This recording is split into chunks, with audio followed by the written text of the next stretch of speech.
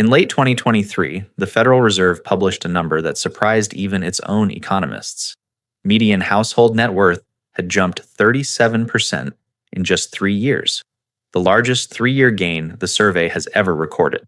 That should feel like good news. But ask anyone in that survey how their actual paychecks moved over the same 3 years, and the answer is barely at all. So something doesn't line up. The number on the report went up. The feeling in your bank account did not follow. That's not a contradiction you imagined. It's a specific, measurable gap between how wealth gets counted and how wealth actually gets felt, which raises the real question. If the number went up but the feeling didn't, what exactly is that number even measuring? The answer changes how you'll read every wealth statistic you see from here on. That's what this video is about. And until you understand it, every headline about the average American will keep describing a household that looks nothing like yours. My name is Alex. And if you've ever read a stat like that one and felt more confused than reassured, stick with me. Because the confusion is the point. It means the stat was built to mislead you a little. I'm going to show you how that average actually gets calculated, and who the real math says is quietly winning instead. Because averages don't lie exactly. They just let one person in the room do all the talking. The Millionaire Illusion. Here's a question worth sitting with for a second. If you lined up every household in America and found the one standing exactly in the middle, not the richest, not the poorest, just dead center, how much do you think that family would actually be worth? Take a guess. Most people guess somewhere around $500,000, maybe more. That feels about right for middle class in a country where the average household is supposedly worth over $1 million. The real number is a gut punch. It's currently sitting at $192,900. That's not a typo, and it's not old data. That's the actual median household net worth in America right now, according to the Federal Reserve's own survey. So how do we get from the average household is a millionaire to the family standing dead center in the country is worth less than $200,000? Those two numbers are describing the same country. They shouldn't be this far apart. Here's what's actually happening. And once you see it, you can't unsee it. Picture a regular neighborhood bar. 9 everyday people are inside. A nurse, a plumber, a couple of teachers, a guy who manages a Chipotle. Their average net worth is modest, normal. Then Larry Ellison walks in to grab a drink. Suddenly, the average net worth of everyone in that bar rockets into the billions. But none of the original 9 people can suddenly afford valet parking for a Ferrari 296 GTB, let alone a $3.2 million penthouse on Miami's Brickell waterfront. The math changed. Nobody's actual life did. That's the millionaire illusion. A small number of extremely wealthy households pull the average so far upward that it stops describing anyone real. The median, that dead center family, is the number that actually tells you the truth. And honestly, it gets worse before it gets better. That $192,900 figure includes home equity, the value locked inside a house you still have to live in, still have to pay taxes on, can't spend on groceries. Strip that out and look at liquid net worth, meaning cash and things you could actually access without selling your house. And the median family is sitting on something closer to $66,000. That's the entire cushion between a normal life and a crisis for the household, standing right in the middle of America. Now, if you're picturing that gap and assuming the people who did make it to 7 figures must have started somewhere ahead of you, here's where the story flips. A survey of over 10,000 actual millionaires found that 79% of them received 0 inheritance, not a discount, 0. 89% built their wealth completely from scratch, as the first person in their family to get there. Take someone like Denise Halloran, an occupational therapist outside Columbus, Ohio. Nobody handed her anything. No trust fund, no family business, no head start. And she's not unusual. She's the pattern. So if it's not inheritance, what is it? This is where it gets genuinely surprising. The top 5 careers among actual millionaires are engineer, accountant, teacher, manager, and attorney. Teachers statistically outrank doctors, and nearly 1 in 3 of these millionaires never earned 6 figures in a single working year of their entire career. Read that again.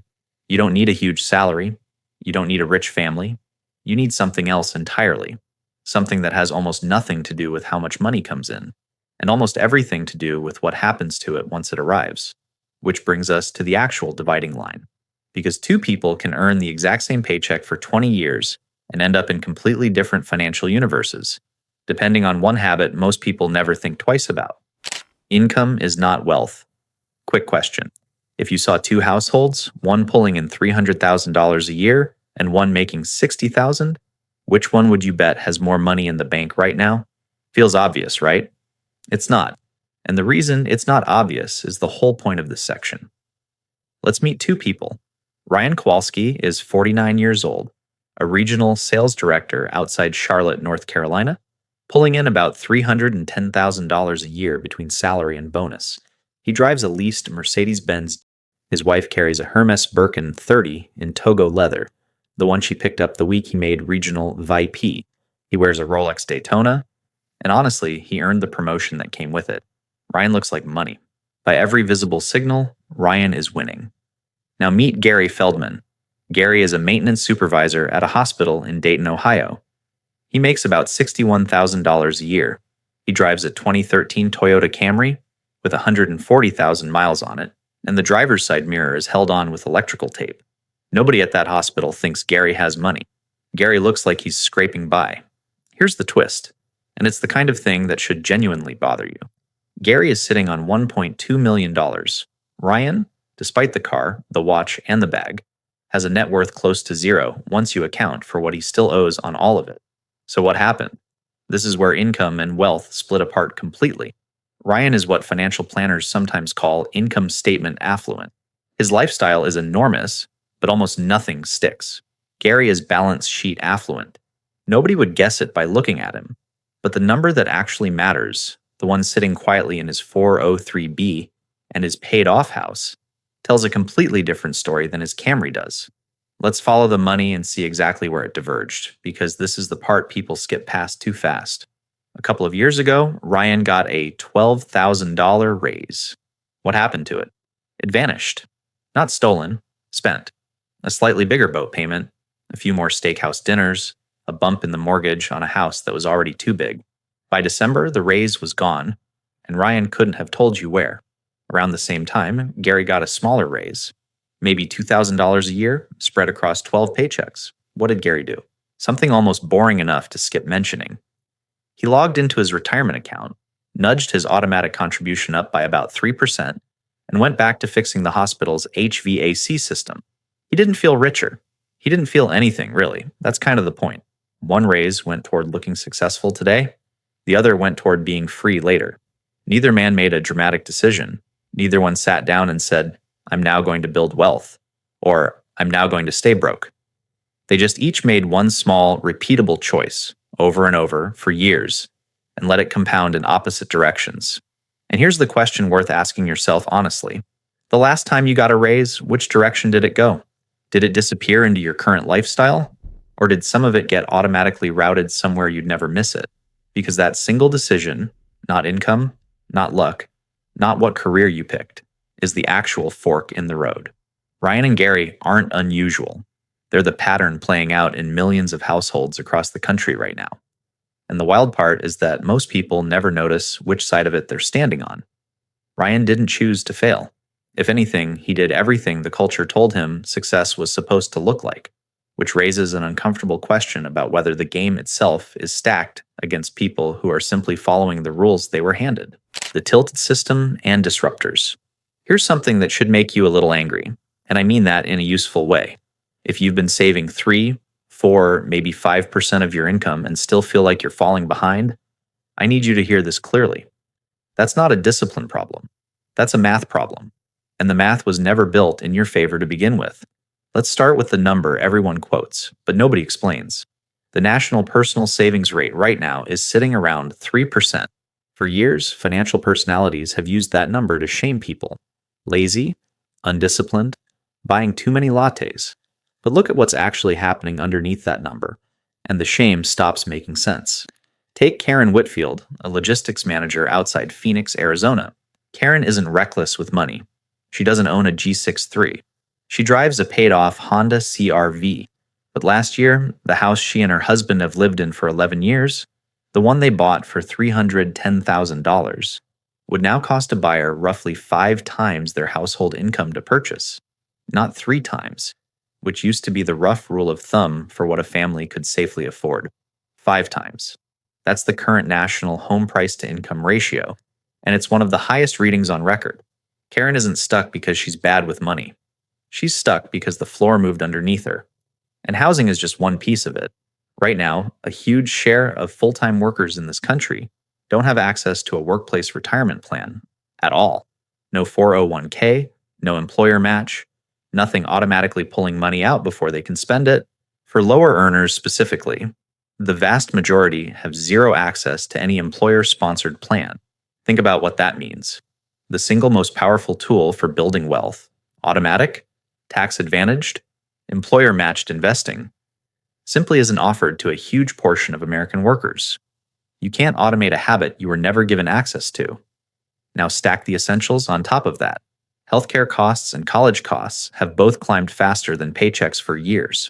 Housing alone, as we just covered, eats a bigger bite of income than it used to. For a lot of families, the basics are consuming the paycheck before the compounding machine Gary used ever gets the chance to start running. But here's the part that doesn't get talked about enough, and it matters especially if you're in your late 40s or 50s watching this. It's not just the slow structural stuff. It's the sudden disruptors that land hardest on people exactly your age. Karen found this out the hard way. At 54, after 19 years at the same logistics company, she was let go in a round of layoffs. Here's the part that should worry you. Earnings for workers laid off in their mid-50s rarely fully recover, even years later. That's not pessimism. That's what the data actually shows. A job loss at 25 is a setback. A job loss at 55 can permanently reset your trajectory. Divorce does something similar. It doesn't just split the furniture and the bank account down the middle, it splits the compounding. 2 households now need 2 emergency funds, 2 retirement plans, 2 everything. Starting from scratch at an age where there's less runway to rebuild, and caregiving pauses, stepping back from work to care for an aging parent or a sick spouse, fall disproportionately on women. And every year out of the workforce is a year of missed employer matches and missed growth that never gets that specific year back. None of this is a personal failing. One line from the research on this sums it up better than I can. The system isn't broken. It's working exactly as designed. It just wasn't designed for you. That's not an excuse to give up. It's actually the opposite. Once you stop blaming yourself for a maze you didn't design, you can stop wasting energy on guilt and start asking a much better question. Given the floor you're actually standing on, what's the one lever that still works in your favor, no matter what age you're starting from? The math of compounding. Quick gut check before we get into this one. How old do you think the typical American millionaire actually was when they crossed the $1 million mark? 28? 35? Because that's what social media keeps showing you? Write down a number in your head because you're probably about to be off by a couple of decades. The real answer is 50, not 30. 50. That 20-something in the rented Lamborghini talking about passive income online is not the norm. He's the exception dressed up as the rule. The actual, statistically typical millionaire spent 25 to 30 years of steady, unglamorous saving to get there. If you're somewhere in your late 40s or 50s right now feeling like you're behind schedule, here's the uncomfortable truth. You might be exactly on schedule and nobody told you. But let's talk about why timing matters so much, because this is where the math gets genuinely eye-opening. Meet Todd Bristow, a 52-year-old fleet maintenance manager in Tulsa, Oklahoma. Todd didn't start seriously investing until his early 30s. Let's run his numbers, and I want you to follow this closely because it explains almost everything about why some people build real wealth and others don't. Assume a realistic 7% annual return, the long-run average for a diversified stock portfolio after inflation, and assume retirement at 65. If Todd had started investing at age 30, he would have needed to put away about $556 a month to reach $1 million by retirement. $556. That's a car payment. That's less than what Ryan from a few minutes ago was spending lease to lease on his G63. But Todd didn't start at 30. Let's say he waited until 40. Now the number jumps to $1,235 a month, more than double for the exact same $1 million outcome. And if he waited until 50 to get serious, the number climbs to $3,156 a month. nearly 6 times what it would have taken 20 years earlier. Here's the part that should really land. Todd didn't get punished for waiting because the universe is unfair. He got punished because every year he waited was a year of growth he stole from himself. Money invested at 30 doesn't just sit there for 35 years. It compounds on itself, year after year, quietly multiplying while Todd wasn't looking. Money invested at 50 only gets 15 years to do that same work. Same goal, wildly different runway, wildly different monthly cost. Now, you might be thinking, okay, so if I missed the early window, why bother at all? And I get why that thought creeps in. But here's what changes the math. Doing something today still beats doing nothing forever. The number at 50 is steep, but it's not the point where the door closes. The door closing is the choice to keep waiting. There's one more piece of this that trips people up, and it's about patience, not just timing. A lot of investors panic during a rough stretch in the market, pull their money out, and wait for things to calm down before getting back in. Sounds responsible. It's actually one of the most expensive habits in personal finance. Research on market behavior consistently shows that if you stay fully invested over a 20-year stretch, you capture the market's full return. But if you get spooked and miss just the 10 best trading days out of those 20 years, your total return can get cut dramatically. And here's the cruel part. The market's best days almost always show up right next to its scariest ones. The investor who panics and sells during the scary week is usually the same investor who misses the recovery a few days later. So the two lessons stack on top of each other. Start now, because every year you wait roughly doubles the monthly cost of the same goal. And once you're in, stay in, because the temptation to jump out during the scary part is exactly what wrecks the math you just worked so hard to set up. Which brings us to the actual practical question. If the timing and the patience matter this much, what do the people who actually pull this off do differently, day to day, that makes staying the course even possible? Master the boring behaviors. Here's a question that might sting a little. If I gave you the exact playbook every self-made millionaire in this country actually used, would you be disappointed by how boring it is? Because it is boring, almost insultingly boring.